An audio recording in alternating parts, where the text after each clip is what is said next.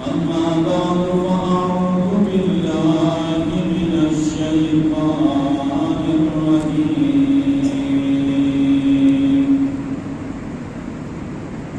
بسم الله الرحمن الرحيم.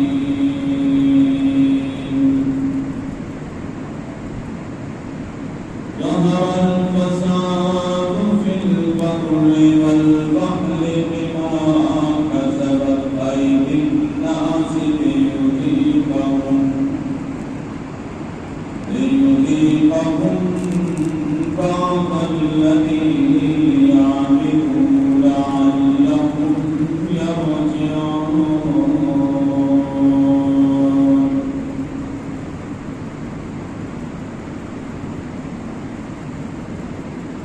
وقال النبي صلى الله عليه وسلم: إذا فعلت أمتي 15 خصلة حل بها البلاء. قالوا: وما هي يا رسول الله صلى الله عليه وسلم؟ قال: إذا كان المغنم والأمانة مغنما والزكاة مغرما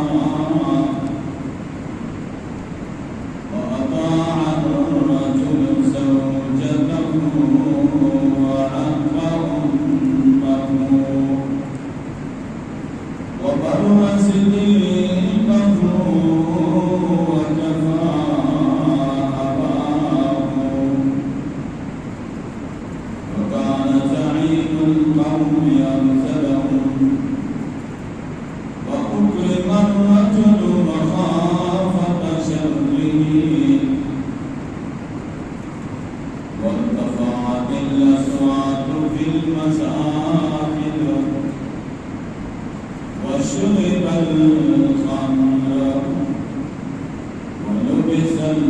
الحرير واتخذت القيان والمعاكف ولعن آخر هذه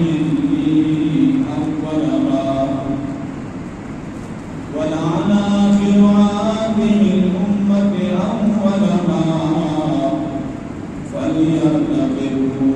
عند ذلك ريحا حمراء أو خصما أو مسكا أو كما قال عليه الصلاة والسلام. صدق الله مولانا العظيم وصدق رسوله النبي الأمي الأمين الكريم.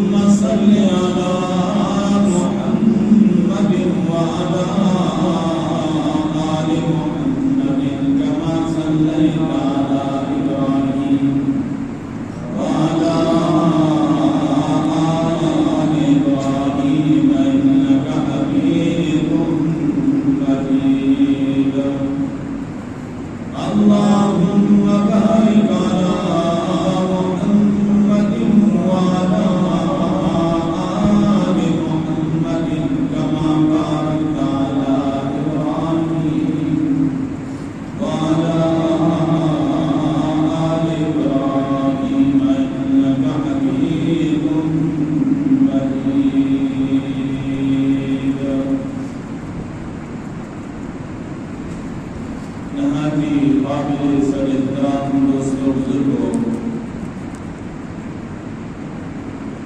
قرآن کریم کی جو آیت کریمہ آپ کے سامنے تلاوت کرنی کی سعادت حاصل ہوئی ہے مجھے، اس آیت کریمہ میں رب کریم نے فرمایا کہ فساد اور برباد ہو چکا ہے، خشکی میں بھی اور دریاؤں میں بھی۔ ایمان کا سبب ایدی الناس، جو کچھ کمائی انسانوں کے ہاتھوں نے کی، ان کی جو بدعمالیاں ہیں، اس کی وجہ سے لِيُذِيقَهُمْ بَعْضَ الَّذِي عَمِلُوا، تاکہ ہم ان کے بعض اعمال کا ذائقہ ان کو دنیا میں چکھا دیں، لَعَلَّهُمْ يَرْجِعُونَ، تاکہ وہ نافرمانیوں سے باز آ جائیں۔ آیت کریمہ سے یہ بات معلوم ہوئی کہ انسان کی جو نافرمانیاں اور بدعمالیاں ہیں، ان کی سب سزائیں یہاں دنیا میں نہیں ملتی، ان کی سزائیں اللہ تبارک و تعالی آخرت میں وہ دیں گے، اور دنیا میں عبرت کے لیے تھوڑی بہت اللہ تبارک و تعالی عذاب کا ذائقہ چکھاتے ہوئے یہ اپنی مخلوق کو بتانا چاہ رہے ہیں، تاکہ تمہیں پتہ چل جائے کہ عذاب کتنا سخت ہوتا ہے اور تم اس کو برداشت نہ کر سکو گے، اور تاکہ وہ نافرمانی سے باز آئے۔ معلوم یہ ہوا کہ آسر کو عذاب کے بڑے بڑے بیگ تو آخرت میں رکھے ہیں اللہ نے، ان میں سے کچھ ذائقہ نافرمانوں کو یہاں چکھایا جاتا ہے، اور اللہ کی رحمتوں کے بھی بڑے بڑے بیگ تو آخرت میں ہیں، اور ان رحمتوں کا کچھ ذائقہ اللہ دنیا میں اپنے نیک ہونے کو چکھاتے ہیں، اور مقصد یہ ہے تاکہ یہ انسان نافرمانی سے باز آئے۔ پیارے نبی صلی اللہ علیہ وسلم کی وہ طویل حدیث آپ کے سامنے رکھی، جو ترمذی شریف کی حدیث ہے، اور آپ صلی اللہ علیہ وسلم نے اپنی امت کو آگاہ کیا، خبردار کیا کہ میری امت کے لوگوں، تمہارے اندر جب اس طرح کی خرابیاں پیدا ہو جائیں گی اور اس طرح کی بری خصلتیں جب تمہارے اندر پیدا ہو جائیں گی، تو پھر میری رحمتوں کے دروازے بند ہو جائیں گے اور عذاب کے دروازے کھل جائیں گے، مصیبتوں کے دروازے کھل جائیں گے۔ یعنی کہ حضور صلی اللہ علیہ وسلم نے فرمایا اذا فعلت امتی 15 خصلة حل بها البلاء، جب میری امت کے اندر یہ 15 بری خصلتیں جب آ جائیں گی اور اس طرح کی بری خصلتوں کا انتخاب بھی امت کرنے لگ جائے گی، فرمایا حل بها البلاء، بلا اور مصیبتوں کے دروازے کھل جائیں گے اور رحمتوں کے دروازے بند ہو جائیں گے۔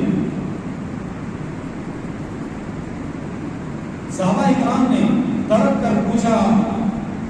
قالوا وما هي یا رسول اللہ صلی اللہ علیہ وسلم، وہ 15 بری خصلتیں کیا ہیں کہ جن کی وجہ سے اللہ کی رحمت اٹھ جائے گی، اللہ کی رحمتوں کے دروازے بند ہو جائیں گے، مصیبتوں اور بلاؤں کے دروازے کھل جائیں گے، آفتوں کے دروازے کھل جائیں گے؟ تو پیارے محبوب صلی اللہ علیہ وسلم نے ایک ایک کر اپنی امت کو وہ بری خصلتیں بتائی، فرمایا کہ اذا كان المغنم دولا، فرمایا جب مال غنیمت کو اپنا ذاتی سرمایہ سمجھا جانے لگے گا، مال غنیمت اس مال کو کہا جاتا ہے اللہ کے دین کی سربلندی کے لیے، اعلی کلمت اللہ کے لیے جب مسلمان جہاد کریں اور مالی غنیمت حاصل ہو جائے تو وہ سب مسلمانوں کا حق ہوتا ہے۔ وقت کا حاکم اور سالار اس کو اپنا ذاتی سرمایہ سمجھ کر حرب کرنے لگ جائے۔ والامانۃ اور امانت کو مالی غنیمت سمجھ کر لوگ حرب کرنا شروع کر جائیں، امانتوں میں خیانت شروع کر دیں۔ جس کے پاس امانت رکھی جائے اس امانت کی پاسداری نہ کرے، اس میں ڈنڈی مارے اور وہ امانت اس کے عہد تک نہ پہنچائے۔ حالانکہ قرآن میں اللہ نے فرمایا ان اللہ یأمرکم ان تؤدوا الامانات الی اہلها، بے شک اللہ تمہیں حکم دیتا ہے کہ امانت اس کے اہل کے سپرد کرو۔ پیارے محبوب صلی اللہ علیہ وسلم نے جب بھی بات اور نصیحت فرمائی، اکثر یہ مبارک کلمات اس میں ارشاد فرمائے، لا ایمان لمن لا امانت له، اس شخص کا کوئی ایمان نہیں جو امانت کی پاسداری نہیں کرتا، امانتدار نہیں۔ ولا دین لمن لا عہد له، اس شخص کا کوئی دین نہیں جو عہد کی پاسداری نہیں کرتا، وعدہ وفا نہیں کرتا۔ اکثر و بیشتر پہلے محبوب صلی اللہ علیہ وسلم نے جب بھی بات و نصیحت فرماتے ہیں جملے ضرور ارشاد فرماتے ہیں، وَالزَّكَاةُ مَغْرَمًا، تیسرے نمبر پہ پہلے محبوب صلی اللہ علیہ وسلم نے فرمایا زکوٰۃ کو لوگ تاوان چکی سمجھنا لگ جائیں گے، اور جس طرح ٹیکس میں چوری کی جاتی ہے، اصل سرمایہ چھپایا جاتا ہے ٹیکس سے بچنے کے لیے، اسی طرح زکوٰۃ سے بچنے کے لیے مال کو چھپائیں گے، اس میں خیانت کریں گے۔ اور کوئی جا کر کہے گا کہ رمضان سے پہلے میں اپنی رقم بینک سے نکالوں تاکہ زکوٰۃ سے بچ جاؤں، اور کوئی کہے گا میرا تعلق تو اہل تشیع سے ہے، میں زکوٰۃ کو نہیں مانتا، تحریری طور پر لکھ کے دیتا ہوں میری زکوٰۃ نہیں کاٹنی۔ اور کوئی کیا مربع استعمال کرے گا، کوئی کیا، فرمایا وَالزَّكَاةُ مَغْرَمًا، زکوٰۃ کو تاوان اور چکی جب سمجھا جانے لگے، فرمایا کہ اللہ کی رحمت روٹ جائے، اور فرمایا جو قوم زکوٰۃ روک لیتی ہے اللہ رحمت کی بارش روک لیتا ہے، ضرورت کے وقت بارش کا ایک قطرہ بھی نہیں برستا۔ فرمایا کہ اگر شریف فرید رضوانہ آتا ہوں تو بارش کا ایک قطرہ بھی نہ ہو، اور فرمایا وَأَطَاعَ الرَّجُلُ زَوْجَتَهُ، اور ایک شخص اپنی بیوی کی اطاعت کرے گا،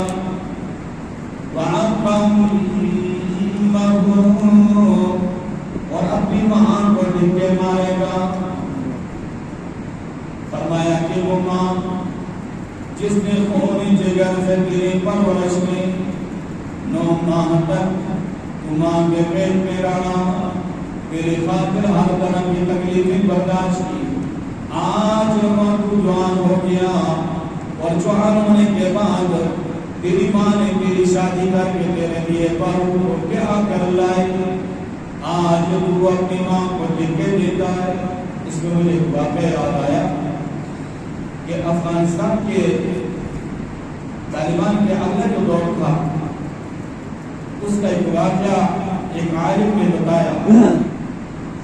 کہ ایک بڑی والدہ نے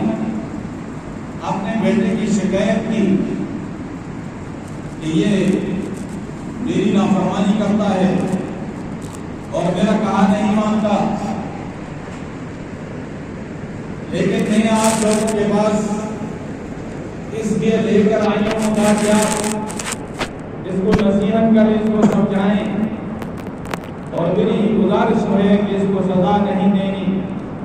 میں اپنی بیٹی کی سزا کو نہیں برداشت کر سکتا۔ ان لوگوں نے اس کو سمجھایا کہ آپ بے فکر ہو کر چلے جائیں، اس کو ہمارے پاس چھوڑو۔ انہوں نے اور کچھ بھی نہیں کیا، ایک بڑا سا مٹکا لے لیا اور وہ مٹکا اس نوجوان کے پیٹ پر رکھا، اور اس مٹکے کا جو منہ تھا وہ آگے کی طرف کر دیا، اور رسیوں کے ساتھ اس مٹکے کو اس کی کمر کے ساتھ مضبوط باندھ دیا، اور اس نے کہا کہ 24 گھنٹے صرف اسی مٹکے کے ساتھ تو نے سونا بھی ہے، تو نے بیٹھنا بھی ہے، تو نے کھانا بھی ہے، تو نے پینا بھی ہے، تو نے قضاء حاجت بھی اسی طرح کرنی اس کے ساتھ۔ 24 گھنٹے کے بعد ہم تجھ سے یہ رپورٹ لیں گے کہ تیری کیا حالت ہوئی تھی۔ 24 گھنٹے کے بعد جب اس سے پوچھا گیا تو اس نے کہا رب کعبہ کی قسم، ان 24 گھنٹوں میں نہ سکون سے میں بیٹھ سکا، نہ میں لیٹ سکا، نہ میں جناب علی سو سکا، نہ میں کھا پی سکا، اور میں بہت مشکل سے یہ 24 گھنٹے گزرے ہیں۔ تو اس وقت وہ عالم جو تھا، اس کی تربیت پہ معمور تھا، اس نے کہا کہ اسی طرح تیری والدہ نے تجھے اپنے پیٹ کے اندر 9 ماہ تک رکھا ہے، اسی حالت میں جناب علی اس کا اٹھنا بیٹھنا بھی تھا، کام کاج بھی تھا، اس کا سونا بھی تھا، اس کی عبادت بھی تھی، اور اسی طرح 9 ماہ گزارے۔ آج تجھے احساس ہو جانا چاہیے کہ تیری خاطر تیری والدہ نے کتنی تکلیف ہے۔ اس کو بات سمجھ آ گئی، اور اس نے کہا آئندہ میں اللہ سے وعدہ کرتا ہوں کہ اپنے والدین کی نافرمانی کبھی بھی نہیں کروں۔ انسان زیادہ اکڑ کے چلتا ہے اور زیادہ شوقیاں جب تو دکھاتا ہے نا، تو تو اپنے اس حالت کو یاد کر لے جب تیری والدہ تیرا پیپر چینج کیا کرتی تھی، اور جب تجھے دھو کر صاف کرتی تھی اور خوشبو سے مہکاتی تھی، اور جناب علی تو پھول کی طرح مہکتا تھا، اس کا تھوڑی دیر کے لیے تصور کر لے تو تجھے پتہ چل جائے۔ پیارے محبوب صلی اللہ علیہ وسلم کے پاس ایک شخص آیا اور کہا یا رسول اللہ صلی اللہ علیہ وسلم، میں نے اپنی والدہ شدت کی گرمی میں اپنے کندھے پہ اٹھا کر بیت اللہ شریف کا طواف کرایا ہے، اور کیا میں نے اپنی والدہ کا حق ادا کر دیا؟ پیارے محبوب صلی اللہ علیہ وسلم نے فرمایا تیری تکلیف کی خاطر تیری والدہ نے جب ایک سانس لیا تھا تو اس کا حق بھی ادا نہیں کر سکا۔ ایک اور شخص آیا اور کہا یا رسول اللہ صلی اللہ علیہ وسلم، میری والدہ بہت بوڑھی ہو چکی ہے، بہت کمزور ہو چکی ہے، اور اس کی میں خدمت کرتا ہوں، دیکھ بھال کرتا ہوں،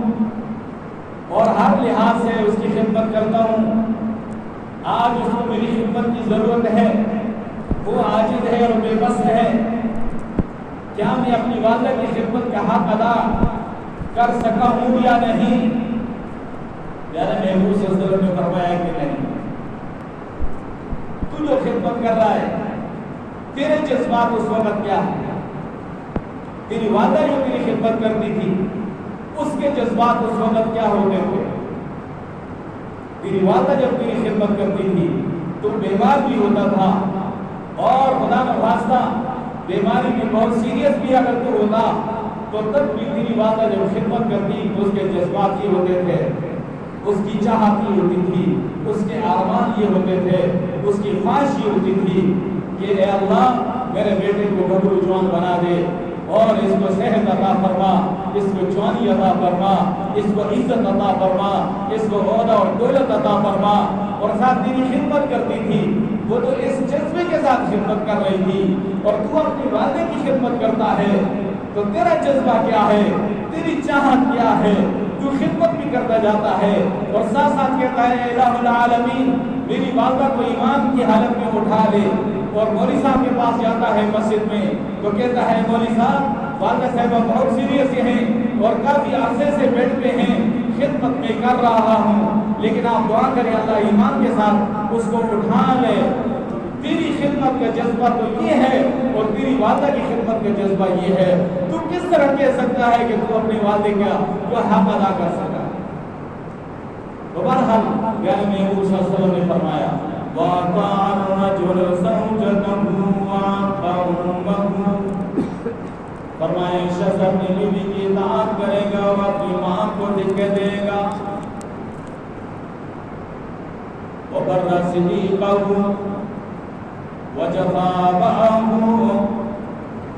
اپنے دوست کے ساتھ نیکی کرے گا، چھاتی پھیلا پھیلا کر اس سے ملے گا،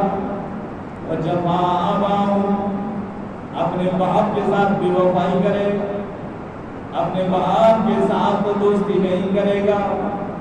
اپنے باپ کے پہ ظلم کرے گا،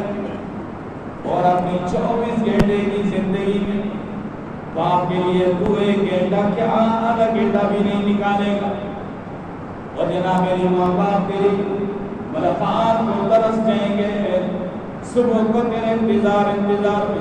9-10 بج جائیں گے، تو اٹھ کے چلا جائے گا کام کاج پہ، اور رات کو تیرے انتظار میں